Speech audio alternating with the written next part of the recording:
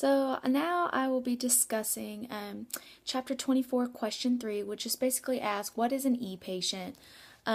What does the CHI or Consumer Health Informatics applications available for the e-patients? What are three major issues with the CHI?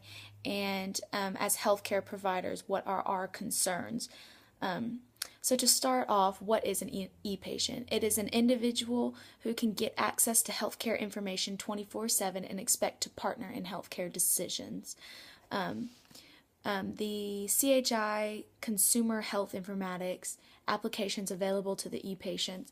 There are 10 levels in which a patient can access, and in the book on page 484 and 485, the 10 levels are search for health information, exchange emails with family members and friends, seek guidance for online patient helpers, participate in online support groups, join the other online consumers to research their shared concerns, use online medical guidance systems, interact with volunteer online health professionals, use the paid service of online medical advisors and consultants, engage in electronic conversations with their local clinicians, receive one-way electronic messages from their clinicians.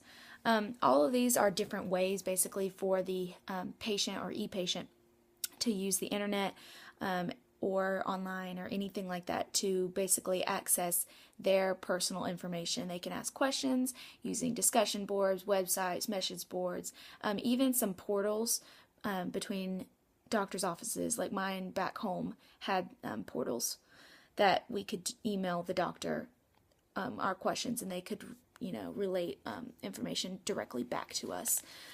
The three major issues with this is health literacy and inaccuracy, which basically, if you talk to other people who aren't medical professionals, they just give their personal advice. Everybody's different, but it may not be correct, or it could be more harmful than good, depending on the circumstances of the patient and their diagnosis.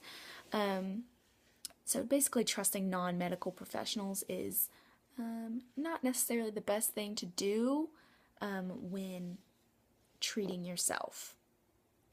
Making a decision for yourself based on your description of your symptoms. Another issue is disparity in access.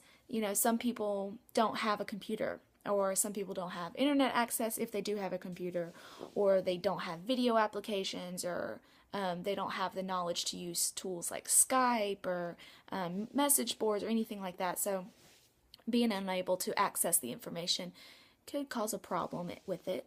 And lastly, privacy and security. This is a big concern when you're discussing on message boards or online discussions.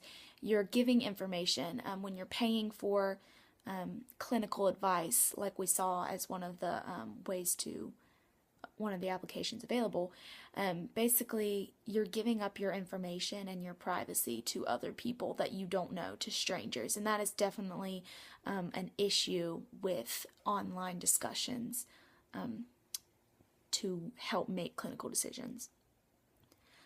As healthcare providers, our concern is that people are going to rely too much on each other, and therefore they could misdiagnose their symptoms and start treating it, which could cause more harm in the long run because they're misdiagnosing, not catching what needs to be caught, and not treating it correctly.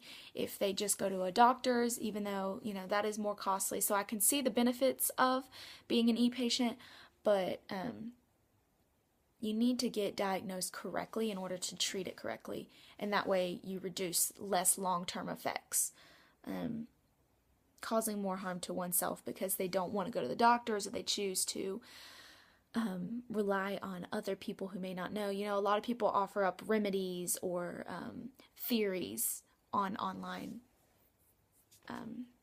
discussion boards, and sometimes that is not medically correct, or it can harm more people than do good. So you should always, make sure your information is reliable, and if when in doubt, go to a medical professional, a doctor's office or something, and get correctly diagnosed so that you can treat your symptoms correctly. Okay, hope that helps. Thank you.